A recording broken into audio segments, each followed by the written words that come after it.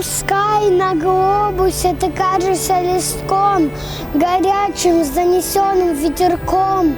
Башкирия моя, твой сын простой, я восхищаюсь твоей широтой.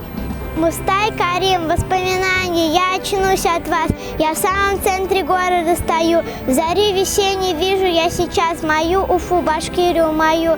Луна еще струит свой тусклый свет, но звезды надо мной все бледнее, и алым морем стелится рассвет по небесам республики моей. Имя Мустая Карима уже давно, еще в 60-е годы прошлого столетия, стало флагманом нашей национальной литературы и культуры республики, его родного города Уфы.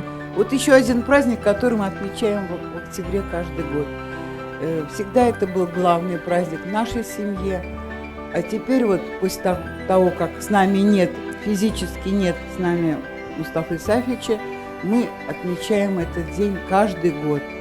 Я хочу сказать, что папа любил всех уфимцев, своих земляков.